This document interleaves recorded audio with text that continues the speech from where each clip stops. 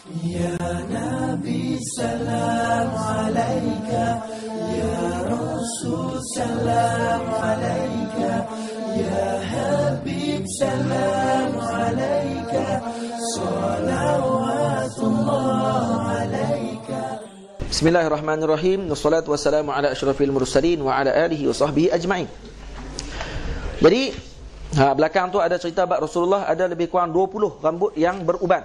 Jadi ulama-ulama kata nak gabung. Tadi kata 14, ni 20 pula. Maka ulama kata kali pertama mungkin Sayyidina Anas tengok ada 14. Mungkin sahabat lain dia kira dengan lebih terperinci, ada tempat yang tak dikira oleh Sayyidina Anas, ataupun mungkin dah bertambah sedikit uban, ada 20 uban. Jadi tak ada bertentangan antara hadis ni. Boleh faham tak? Masing-masing kira dengan masing-masing.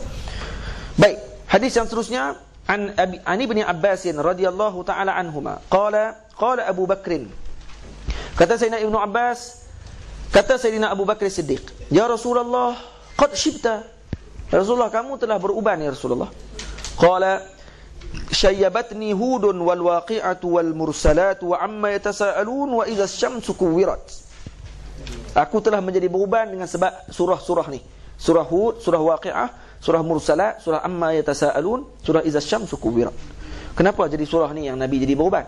Kerana dalam surah ni banyak cerita berkenaan dengan amanah dan juga cerita berkenaan dengan kiamat. Boleh faham tak? Sebab tu Nabi terlalu memikirkan perkara tersebut. Sebab dalam surah Hud ada apa? Ayat apa? Fastaqim kama umir. Ayat fastaqim kama umirta tadi ni menyebabkan rambut Nabi jadi uban. Uban kerana apa? Kerana terlalu memikirkan payah dan istiqamah ni. Faham tak? Tu kata fastaqim kama umir, ayat tersebut. Jadi Nabi beruban dengan sebab tu.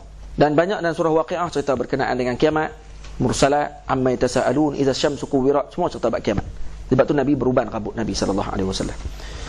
Baik. Jadi sebab tu amanah ni patut benda besar. Jadi jangan main-main dengan amanah. Kita kena jaga amanah yang Allah Taala bagi. Allah Taala bagi pangkat kepada kita, jaga dengan baik. Bukan guna untuk nak menjatuhkan orang, merosakkan orang dan sebagainya. Sebab tu amanah. Patut kalau baca hadis-hadis Nabi dia akan fikir, oh rupanya banyak benda tak betul. Lepas tu kena baca hadis Nabi. Kena duduk dengan hadratin Nabi sallallahu alaihi wasallam. Duduk bersama dengan majlis Nabi sallallahu alaihi wasallam, baru kita sedar macam mana kita nak bawa agama ni. Faham tak? Daripada Sayyidina Abi Juhaifah radhiyallahu taala anhu qalu ya Rasulullah, sahabat-sahabat bertanya, ya Rasulullah, naraka qad shibta, kami melihat kamu telah beruban ya Rasulullah. Maka kata Nabi sallallahu alaihi wasallam, qad syayyabatni hudun wa akhawatuha. Yang menyebabkan aku uban adalah Hud, surah Hud dan juga akhawatuha, sahabat-sahabat dia. Apa dia? Waqi'ah, Mursalat, amma yatasaalun dengan idza asy-syamsu kuwirat. Itu adalah akhawat bagi surah Hud. Di mana? Jadi dalam hadis yang lain daripada Sayyidina Abi Rimsah at-Taimi, Taimar riba, qala ataitu an-nabiy sallallahu alaihi wasallam wa ma'i ibnun li. Aku ada mai dengan anakku, mai jumpa Rasulullah. Qala fa urituhu, maka aku ditunjuk oleh orang waktu tu. Mana Rasulullah? Dia tanya. Maka depa pegang, tu Rasulullah. Ramai orang waktu tersebut. Maka Sayyidina Abi Rimsah bila ditunjuk, itulah Rasulullah. Maka faqultu lamma ra'aituhu hadza nabiyullah. Bila aku tengok kali pertama nampak muka Nabi, hadza nabiyullah, ni bukan orang biasa ni Nabi Allah. Maksudnya kali pertama tengok pun dah tahu dah kata ni Nabi Allah. Ya no? Wa alaihi thawbani akhdaran. Nabi memakai dua helai baju yang berwarna hijau. Walahu sya'run wa qad alahu syaibu. Walahu sya'run qad alahu syaibu. Maksudnya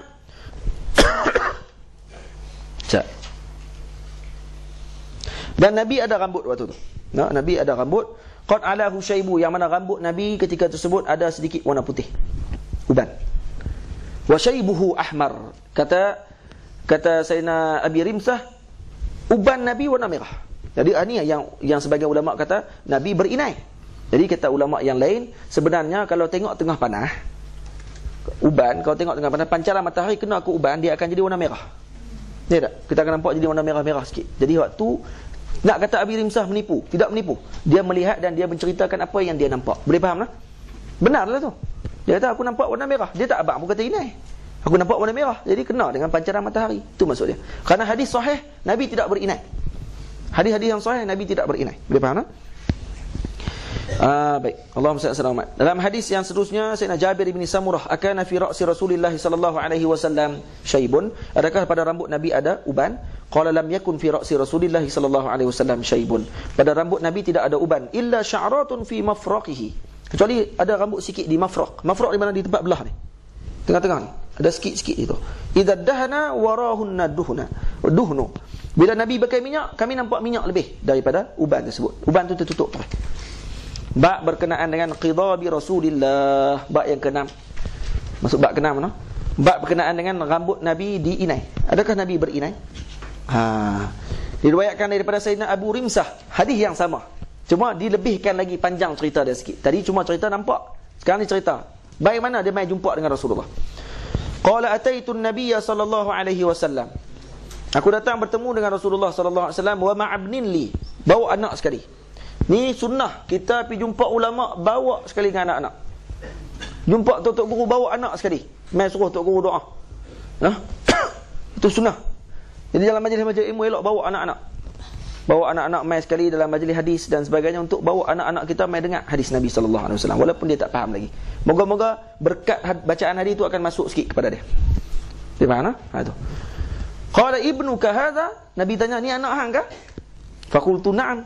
Ashhadu bihi. Ya, aku bersaksi bahawa ini adalah anakku. Qala la yajni 'alaika wa la tajni 'alaihi. Sungguhnya anak kamu tidak akan mampu untuk buat jenayah kepada kamu dan kamu tidak boleh buat jenayah kepada dia. Apa maksud dia? Ini wala taziru waziratun wizra ukhra. Dia tidak akan tanggung dosa kamu, kamu tidak akan tanggung dosa dia. Itu maksud Nabi sallallahu alaihi wasallam. Qala wa ra'aitu syaiba ahmar. Dan aku melihat janggut Nabi, rambut Nabi waktu itu, uban Nabi waktu tersebut warna merah. Maksudnya waktu tengah panas. Boleh faham? Baik.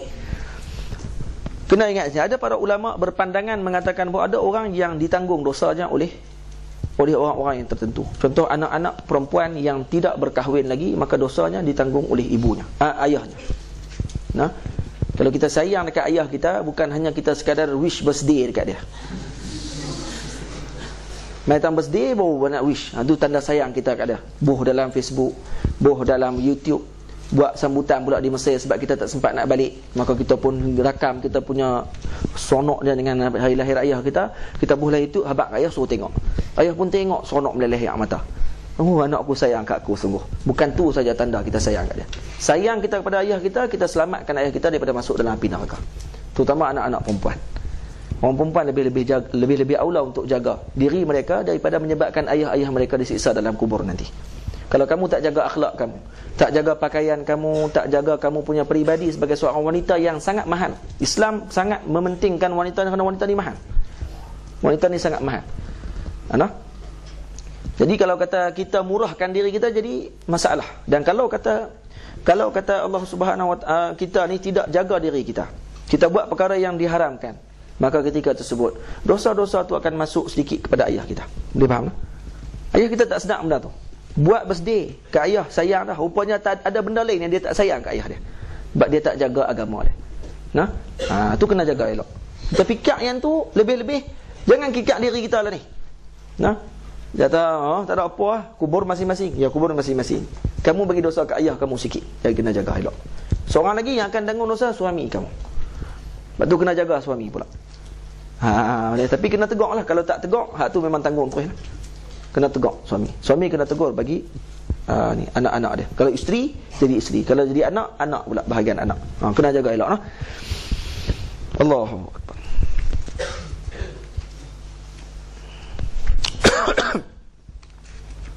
Baik. Jadi Allahumma salli ala Sayyidina Muhammad. Tengok di sini Sayyidina Al-Imam Abu Isa At-Tirmidzi. Imam Tirmidzi mengatakan bahawa riwayat yang sahih, annahu sallallahu alaihi wasallam lam yablughu syaiba. Nabi tidaklah sampai beruban yang terlalu banyak sampai nak kena pakai inai.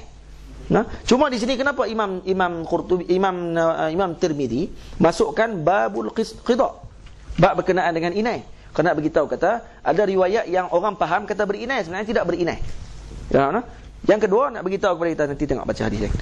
Daripada Sayyidina Abu Hurairah radhiyallahu taala anhu, hal qadaba Rasulullah? Adakah Nabi berqida? Nabi berkainai tak? Kata Sayyidina Abu Hurairah, na'am. Bila jawab na'am ni maksudnya ada riwayat yang kata Nabi kadang-kadang pakai inai, kadang-kadang tak pakai inai. Dia faham tak? Mungkin waktu Sayyidina Abi Rimsah tengok tu Nabi pakai inai waktu tersebut. Tapi ulama-ulama jawab balik, sebenarnya Allahumma salli ala Sayyidina Muhammad, hadis ni tidaklah sampai kepada peringkat dalam Sahih Bukhari, no? Dan Sahih Bukhari lebih orang panggil apa, Allahumma salli ala Sayyidina Muhammad, lebih sahih, dan kemudian mengatakan bahawa Nabi tidak berinai. Boleh faham, no? Cuma kalau kita kata nak gabungkan di antara dua hadis ni, mungkin Nabi berinai kadang-kadang sahaja. Faham, no? Baik, hadis yang seterusnya. Anil Jahdhamati imra'ati Bashir ibn Qasasiyah radhiyallahu ta'ala anhuma qalat ana ra'aitu Rasulullah sallallahu alaihi wasallam yakhruju min baitihi. Satu hari aku tengok Rasulullah keluar daripada rumahnya. Yanfudhu ra'sahu. Yanfudhu ra'sahu maksudnya apa? Rambut Nabi ketika tersebut dalam keadaan yang basah. Maksudnya rambut Nabi masih lagi mengalir air ke rambut Nabi. Wa qad ightasala, waktu dia maksudnya Nabi baru lepas mandi. Bi ra'sihi rid'un aw rad'un min hanna, dan di rambut Nabi waktu tu ada sedikit nampak kesan-kesan memakai inai. Nampak, no? Au qala radghun, maksudnya ada asar, ada kesan sedikit kecil, yang kecil ada di rambut Nabi. Faham, no? Syakka fi hadha syekh. Syakka fi hadha syekh maksudnya apa? Maksudnya syekh yang riwayat hadis ni dia syak, sama ada sebut rad'un ke radghun. Satu syak tu maksudnya. Boleh, ha? Jadi ada dua riwayat, radghun, rad'un.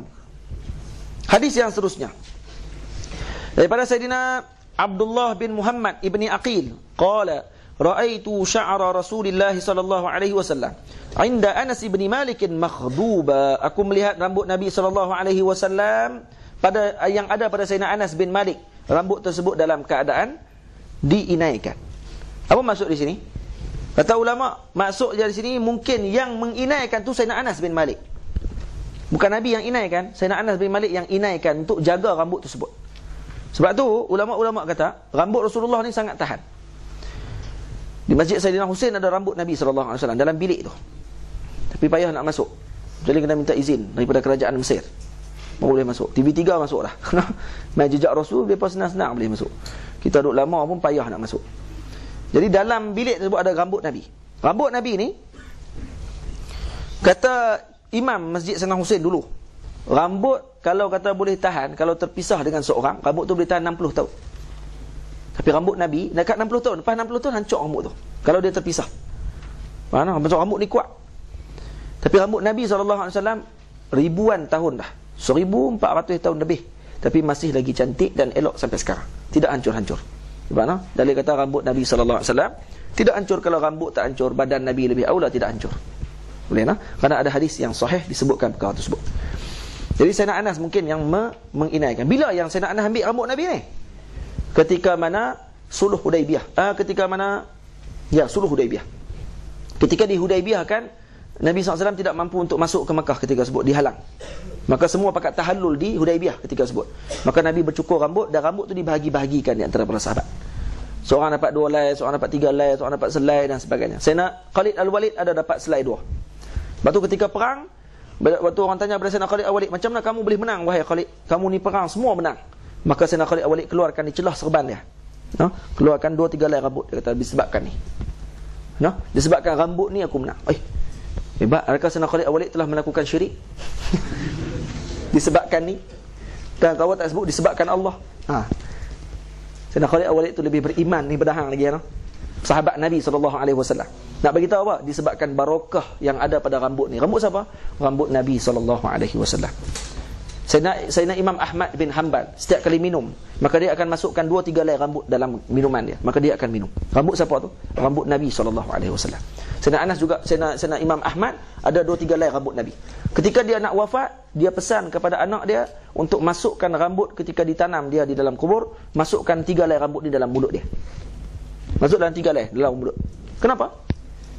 Kata Sayyidina Imam Ahmad, moga-moga bila mana aku ditanya oleh para malaikat munkar dan nakir datang nanti, bila dia tanya man rabbuka, bila aku buka mulut nampak rambut ni, maka dia tak akan tanya lagi. Dia tahu kata ini adalah orang yang sangat mencintai Nabi SAW. Punya bertawassul sampai peringkat tu. Gunakan rambut Nabi sampai ke dalam kubur. Siapa tu? Imam Ahmad. Imam Ahmad ni siapa? Kan Pak Wahabi duk kata mereka ikut sangat Imam Ahmad. Ni awak tak ikut dalam bab tu? Bengong puak ni. Nah, tu. Dah. Okey, baik. Terus hadis yang seterusnya, bab berkenaan dengan celak. Oh, nah banyak kita baca hari ni noh. Okey noh. Laju noh. Ke smart tu. Sebab kita baca laju-laju kita tak apa lah insya-Allah. Aku pun panas ni, saya nak buka.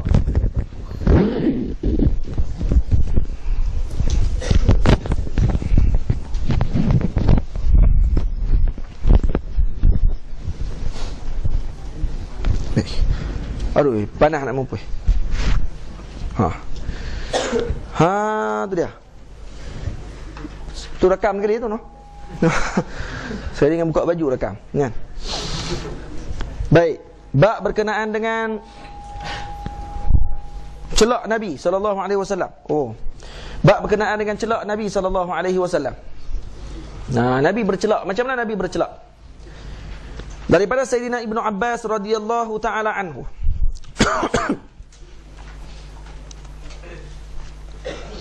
Baik, bercelak di sisi mazhab Syafi'i sunnah. Nah, di sisi mazhab Syafi'i sunnah. Dan kemudian kata ulama lagi, kata Imam Ibnul Arabi Al-Maliki, bercelak ni ada dua manfaat. Manfaat pertama untuk cantik. Nah, manfaat yang kedua untuk apa? Untuk tatayyub.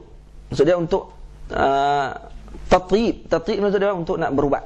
Nah, untuk berubat. Ikutlah niat masing-masing nak guna mana. Sebab apa? Sebab kalau kita ni Nabi sebut dalam hadis. Kata Nabi sallallahu alaihi wasallam, "Anna an-nabiy sallallahu alaihi wasallam qala, iktahilu bil ismi." Beriktihallah kamu. Maksudnya bercelaklah kamu dengan ismit. Noh Piramli pandai noh, ismit ulam raja pada pandai cari nama noh. Ismit ulam raja kan mana tu. Maksudnya adalah hadis noh, nama dia sebut. Iktahilu bil ismit. Orang Melayu lah, pelakon-pelakon lah, buh nama tak ikut dah. Kerana dia, tentang dia tu dia Allah. Ya, Piramli orang ada, no? Ahmad Alba, orang ada lah bahasa Melayu juga kan. Ahmad Al-Babu. Ahmad Al-Babu. Tapi tak buat Al-Babu, Al-Bab tu. Sukun kan. Dan sudah ada agak bahasa-bahasa Arab tu, sebab apa? Sebab tu di mana, di Port Said katanya ada syariat Piramli. Betul tak pasal no? Aku tak nak pergi di Port Said tu, tapi dia kata memang ada satu syariat nama syariat Piramli. Lepas tu Piramli pernah pergi ke situ. Dia buh nama Piramli. Kemah dia no? Kita duduk lama pun dia tak buh nama jalan kita. Try ingat kan syariat Nazrul. Oi, kemah. Tak ada pula orang buh nama. Piramli ada nama dia. Syariat Piramli. Orang katalah. Fa innahu yajlul basar. Pakailah dengan ismit. Ismit banyak jual no, di Mesir pun banyak ismit jual. Pergi tanya. Tapi kalau banyak di Mekah lah, Mekah. Ismit ni buat daripada batu. Batu tu depa proses-proses jadilah celak. Dia ada warna merah, ada warna hitam. Tapi kena jaga-jaga. Nabi sebut apa? Fa innahu yajlul basar. Karena memakai ismit ni akan menyerahkan mata, mencerahkan mata. Wa yumbitu sya'ar, dan akan menumbuhkan bulu mata no. Jangan menumbuhkan rambut. Apa kaitan? Bukan ini tumbuh rambut. Bukan gitu. Yumbitu sya'ar ni, yumbitu sya'ri al-ain. No, tumbuh bulu mata kita dengan elok. Dia faham? Tu maksud dia. Tapi kata ulama ini untuk orang-orang yang memakai celak dan dia tidak sakit mata. Kalau ada orang yang sakit mata tak boleh pakai. Karena kadang-kadang dia pakai buta terus mata dia. Ada orang gitu. Yang pakai celak buta terus mata sebab tak sesuai mata dia dengan celak. Jadi kena tanya doktor dulu. Saya boleh pakai celak? Tak boleh tanyalah, kita dah try tajribah dah. Kalau tajribah lah kan, pengalaman kita. Kalau pakai sekali mata jadi merah berayak teruk, tak payah pakailah. Lepas tu. Kalau pakai jadi tak ada masalah, pakailah. Silakan. No? Wa za'ama anna an-nabiy sallallahu alaihi wasallam kanat lahu mukhulatun yaktahilu minha kull lailatin. Nabi ada satu bekas celak. Sunnah ni ada benda-benda macam ni sunnah. Ada, kena ada juga. Pen celak, bekas celak dan sebagainya. Kena ada kat rumah kita. Ni bekas-bekas sunnah semua ni. Ikut sunnah Nabi sallallahu alaihi wasallam. Nabi akan bercelak setiap malam. Salatatan fi hadhihi, salatatan fi hadhihi. Itu cara dia. Fi hadhihi pada fi hadhihi al-ain wa hadhihi al-ain. Nah, mata ni. Celak macam mana? Ulama bincang banyak. Sebahagian kata Nabi celak macam ni. 1 2 3. Kemudian 1 2 3. Memang. Yang kedua 1 3. Boleh faham? Jadi selang sedikit. Sebahagian 1 2 1 2 Tiga. Banyaknya cara. Tu antaranya. Baik. Jadi pakailah kat mana pun, tak ada masalah apa. Pakai. Yang penting pakai celak kalau tidur. Ani bin Abbas radhiyallahu taala anhuma qala, tambah-tambah isteri sebelum tidur pakai celak pula. Lelaki balik lewat, buka pintu tengok bercelak, masya-Allah, tabarakallah. Tak jadi kahwin dua. Malam tu nak abang dah, bawa borang siap dah. Nak selesai. Tengok pakai celak comel. Tak jadi. Kana Rasulullah sallallahu alaihi wasallam yaktahilu qabla an yanama bil ismidi salatan fi kulli ainin. Nabi sallallahu alaihi wasallam beriktihal, maksudnya memakai celak sebelum tidur dengan menggunakan ismid 3 kali pada setiap mata. Dia faham tak? Jadi hadis sebelum lepas tu pun semua sama aja. Dan Nabi sebut dalam hadis yang lain, hadis yang ke-51 tu, alaikum bil ismid indan naumi. Maka kamu pakailah ismid, kata Nabi sallallahu alaihi wasallam, sebelum tidur. Fa innahu yajlul basar, karena itu akan mencerahkan mata, wa yumbitu sya'ar, dan akan menumbuhkan bulu mata kita dengan lebih lebat. Nampak tak?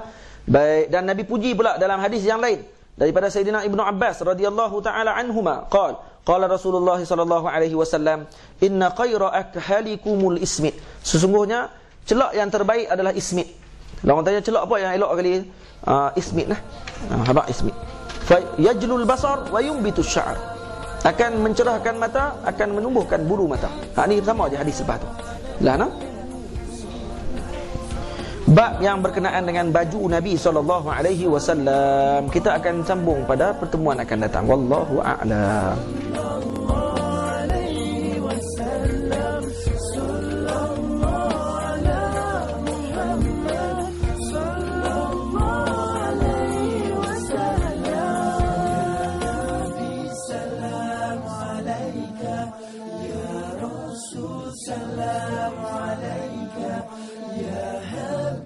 سلام عليك صلوات الله عليك صلى الله على محمد صلى الله عليه وسلم صلى الله على محمد صلى الله عليه وسلم